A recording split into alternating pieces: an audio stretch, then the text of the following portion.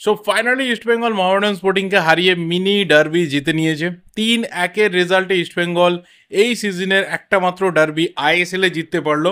তো obviously ফ্যানরা celebrate তো নিশ্চিতভাবেই করবে, কিন্তু এমন কিছু পজিটিভ নেস আজকের ম্যাচ থেকে অন্ততপক্ষে আমি দেখতে পেয়েছি বা ফিল করতে পেরেছি, যেটা ইস্টবেঙ্গল এর আগে বেশ কিছু ইম্পর্টেন্ট ম্যাচে দেখাতে পারলে কিন্তু আজকে টপ 6-এর যে রেস রয়েছে সেখানে খুব সলিডভাবে ইস্টবেঙ্গল টিকে থাকতে পারতো। অঙ্কের বিচারে অনেকে অনেক রকম গল্প বলতে পারে, বাট ডেফিনেটলি সেই গল্পের যে খুব একটা জোর নেই এটি ইস্টবেঙ্গলের যে কোনো ডাইহার্ড সাপোর্টার খুব ভালো করেই জানে। কিন্তু হ্যাঁ, যেহেতু অঙ্কের বিচারে এই যুক্তি কেউ রাখতে পারে, তো সেই যুক্তিকে খণ্ডানোর মতো সিরিয়াসলি আমার কাছে বা অন্য কারোর কাছে পাল্টা লজিক, মানে পাল্টা কোনো যুক্তি নেই।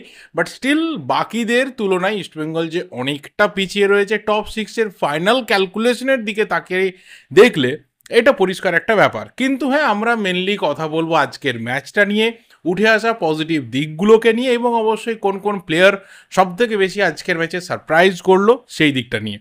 দেখো, প্রথম কথা আমি একদম পজিটিভ নিউজ দিয়ে শুরু করতে চাই, যে ম্যাচের থেকেও বড় কথা ম্যাচে উঠে আসা পজিটিভ দিক কী কী। নাম্বার 1 সেটা হচ্ছে উইনিং মেন্টালিটি। আজকে ইস্টবেঙ্গলের খেলা শুরু থেকে যে ছন্দে ছিল, যে প্রেশার ইস্টবেঙ্গল রাখছিল এবং যেভাবে গোটা ম্যাচে একটা কোথাও ডমিনেশন জারি করার চেষ্টা করছিল, এখান থেকে বোঝা যাচ্ছিল যে ইস্টবেঙ্গল এই মিনি ডার্বিটা ডেসপারেটলি জিততে চাইছে। যে কোনো টিম যে কোনো ম্যাচই জিততে চাইবে, বাট তার যে একটা ডেসপারেসি সেটা কোথাও শুরু থেকে যদি দেখা যায় তাহলে বুঝতে পারা যাবে যে আজকে কোন মেন্টালিটি বা কোন টেন্ডেন্সি নিয়ে একটা টিম মাঠে খেলতে নেমেছে। উল্টো দিকে যদি মোহামেডান স্পোর্টিংয়ের কথা বলি, তাহলে মোহামেডান স্পোর্টিং বেশ কিছু দিক রয়েছে যেখানে ইস্টবেঙ্গলের থেকে অনেকটা পিছিয়ে।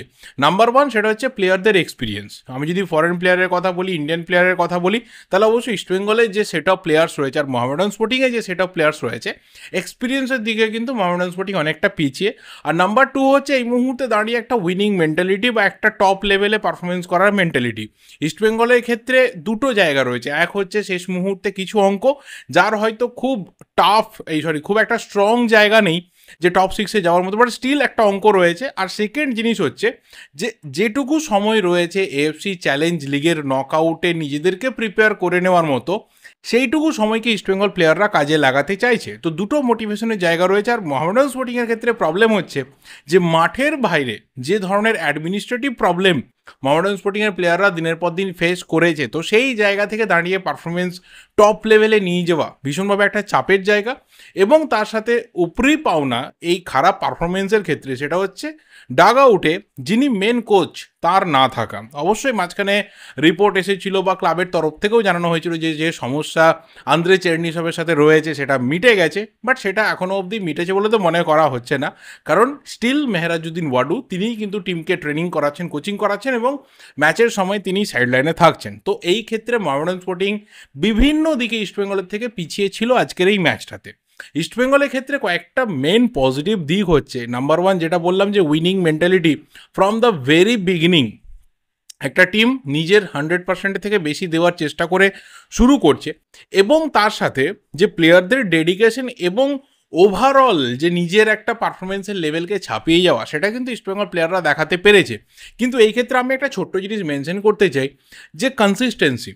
অ্যাকচুয়ালি এই যে পারফরমেন্সটা আজকে আমরা দেখলাম ইস্টবেঙ্গলের ম্যাচটা থেকে, হঠাৎ করে কেউ বলতে পারে যে হঠাৎ করে ইস্টবেঙ্গল ভালো খেলে দিয়েছে। আজকে সেই কথাটা বলার মতো জায়গা কে তৈরি করে দিয়েছে না, ইস্টবেঙ্গল প্লেয়াররা। Because of inconsistent performance. তুমি যদি রেগুলার বেসিসে একটা ভালো পারফরমেন্স করতে করতে থাকো, তাহলে একটা খারাপ ম্যাচকে তাহলে সবাই বলবে যে bad day in a office. সেটা পৃথিবীতে যে কোনো টিমের ক্ষেত্রে হতে পারে, যারা একদম সমস্ত দেশের সমস্ত লিগের টপ 1, 2, 3, 4 পজিশনে বসে রয়েছে, তাদেরও যদি একটা দুটো দিন খারাপ যায় সেখানে সবাই বলবে যে এটা ব্যাড ডে ইন অফিস ছিল।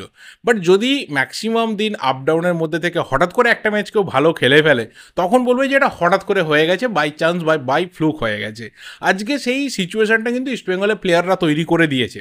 এই টিমটা যেভাবে স্টার্ট হয়েছিল, যে বিল্ডিংয়ের মাধ্যমে স্টার্ট হয়েছিল, বা যে ডেপথ, যে স্ট্রেংথ এবং যে বেঞ্চ স্ট্রেংথও রয়েছে ইস্টবেঙ্গলের এই টিমটার, সেখানে কিন্তু এই যে পজিশনে ইস্টবেঙ্গল দাঁড়িয়ে রয়েছে 11th পজিশনে, সেটা কিন্তু কখনোই এই টিমটা ডিজার্ভ করে না। বাট স্টিল ইস্টবেঙ্গল আজকে এই জায়গাতে দাঁড়িয়ে রয়েছে। এবং এর সাথে পজিটিভ নিউজের আমার যেটা সব থেকে বেশি ভালো লেগেছে, সেটা হচ্ছে যদি তোমার ম্যাক্সিমাম প্লেয়াররা ফিট থাকে, তাহলে কিন্তু পারফরমেন্স টপ লেভেলে থাকবে।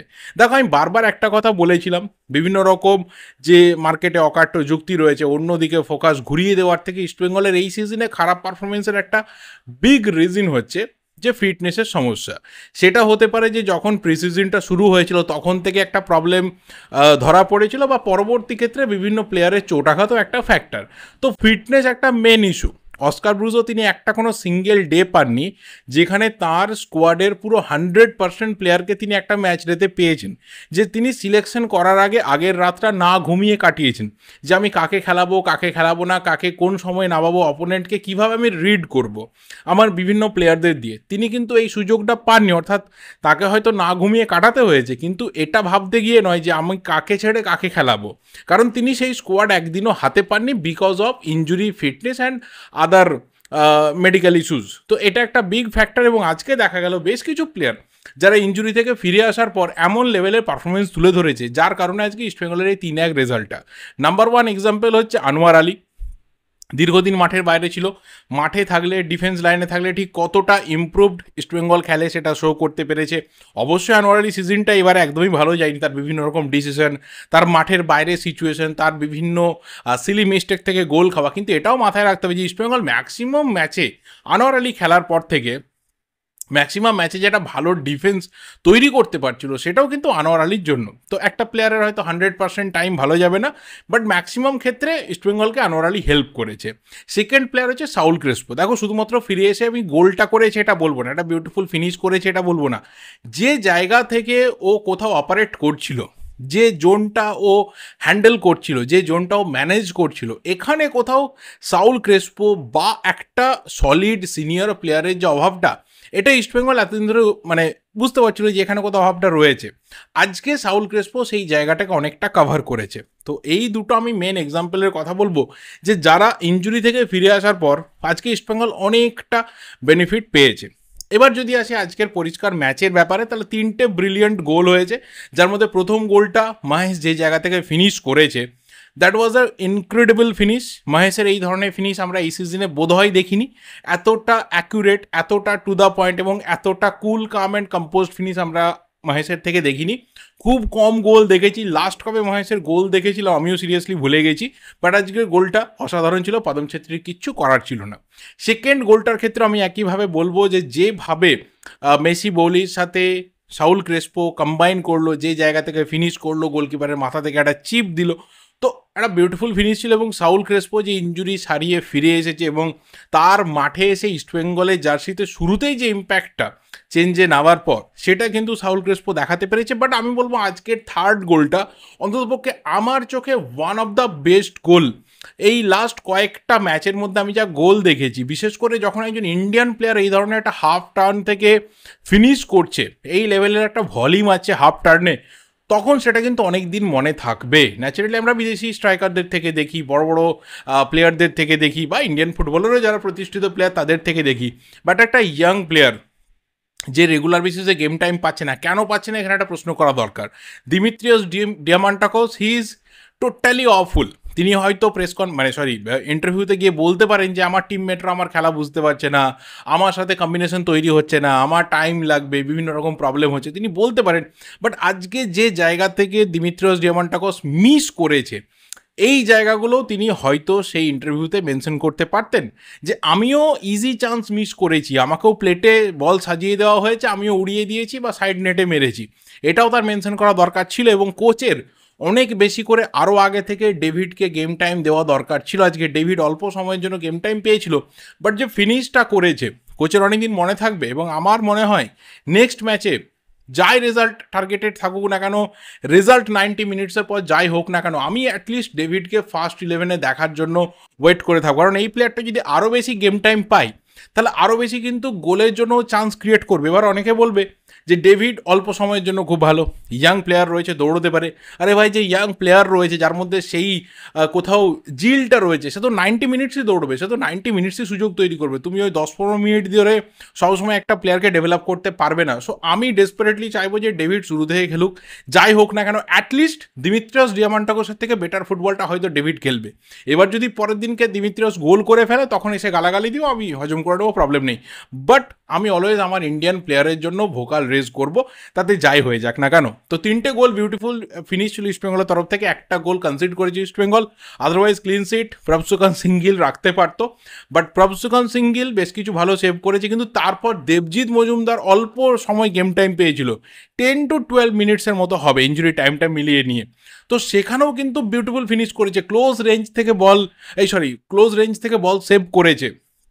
তো এটাও মাথায় রাখা দরকার যে বেঞ্চেও ইস্টবেঙ্গলের এতটাই স্ট্রেংথ রয়েছে যে অল্প সময় গেম টাইম পেয়েও কিন্তু নিজেদেরকে প্রুভ করতে পারে। সো এই কারণেই বললাম যে এই টিমটার স্ট্রেংথ বলো, এই টিমটার বেঞ্চের স্ট্রেংথ বলো, সব দিক থেকে কিন্তু আরও বেটার রেজাল্ট এই টিমটা ডিজার্ভ করতো, সেটা হয়নি। তো সেখান থেকে আরও বেটার ইস্টবেঙ্গল খেলবে এইটুকু এক্সপেকটেশন থাকলো।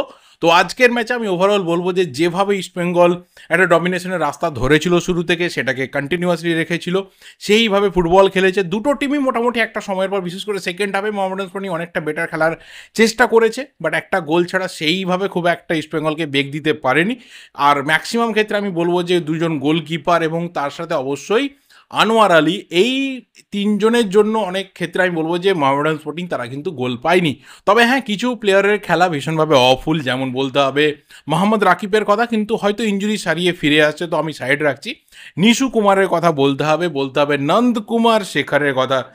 এই মুহূর্তে দাঁড়িয়ে ইস্টবেঙ্গল জনতার অন্যতম মাথা ব্যথার কারণ কিন্তু নন্দকুমার শেখর সেইভাবে কনসিস্টেন্সির ধারে কাছে নেই। নিজের যে পোটেন্সিয়াল রয়েছে তার 20-25%ও ডেলিভার করতে পারছে না। আর সব থেকে বেশি মাথা ব্যথা যাকে নিয়ে, সেটা হচ্ছে দিমিত্রিয়স ডিয়ামন্টাগো। সিরিয়াসলি বলছি, টিমের সব থেকে হাইয়েস্ট পেড ফরেন প্লেয়ার, জানি না ওভারঅল প্লেয়ার কিনা, কারণ মাঝখানে শোনা গেছিল আনোয়ার আলী নাকি দিমিত্রিয়স ডিয়ামন্টাগোসের থেকেও বেশি স্যালারি পাচ্ছে, তো সেই কন্ট্রোভার্সির মধ্যে ঢুকতে চাইছি না। বাট ডেফিনেটলি ফরেন প্লেয়ারদের মধ্যে সব থেকে হাইয়েস্ট পেড প্লেয়ার, কিন্তু তার যা পুয়ার ফিনিশিং, যা পজিশনিং এবং কিছু কিছু ক্ষেত্রে তার সেলফিশ গেম প্লে, সেটা কিন্তু ইস্টবেঙ্গলের ক্ষেত্রে কস্টলি হয়ে যেতে পারতো। আদারওয়াইজ কিন্তু ইস্টবেঙ্গল এই ম্যাচটা থেকে অন্ততপক্ষে প্রপার ফিনিশ করতে পারলে 5-6টা গোল করতে পারতো আজকের ম্যাচটাতে। বাকি মেসি বৌলিকে আমার যথেষ্ট ভালো লেগেছে, আস্তে আস্তে নিজের যে কোয়ালিটি রয়েছে এর আগে আইএসএলে দেখিয়েছে সেটাকে ফিরিয়ে আনছে। রিচার্ড সেলিস সম্ভবত তার কিছু প্রবলেম রয়েছে, ইঞ্জুরি রিলেটেড হতে পারে বা কিছু অন্যান্য প্রবলেম হতে পারে, সেই কারণে আজকে ম্যাচে ছিল না। বাট আমি ডেফিনেটলি ওকে একটু মিস করছিলাম। লেফট উইংয়ে আরও একটু মোবিলিটি আনার জন্য হয়তো ওই প্লেয়ারটাকে দরকার ছিল, বাট ঠিক আছে, চলো হয়তো পরের ম্যাচে রিচার্ড সেলিস ফিরবে। ইস্টবেঙ্গল কতটা ভালোভাবে শেষ করতে পারে এই সিজনটা সেটা দেখার থাকবে, কিন্তু সব থেকে বেশি ইস্টবেঙ্গল সমর্থকদের ফোকাস থাকবে আপাতত এএফসি চ্যালেঞ্জ লিগের দিকে, কারণ সেখানে ঘরে বাইরে দুটো টাফ ম্যাচ কিন্তু ইস্টবেঙ্গল খেলবে। তার আগে ম্যাক্সিমাম লেভেলে যতটা প্রিপারেশন ইস্টবেঙ্গল পেয়ে যাবে ততটাই কিন্তু ইস্টবেঙ্গলের জন্য ভালো। পরের ম্যাচটা পাঞ্জাবের বিরুদ্ধে রয়েছে, সেটা অ্যাওয়ে ম্যাচ রয়েছে, দেখা যাক সেই ম্যাচে কি হয়। এই ভিডিওটা এই অবধি, বা তোমরা কেমন ম্যাচটা দেখলে অবশ্যই কমেন্ট করে তোমাদের রিয়াকশনগুলোকে শেয়ার করতে থাকো। ভিডিওটা ভালো লাগলে লাইক করো, শেয়ার করো, দেখা হবে পরের ভিডিওতে। Till then subscribe the channel যদি নতুন হয়ে থাকো। Thank you, goodbye and good night.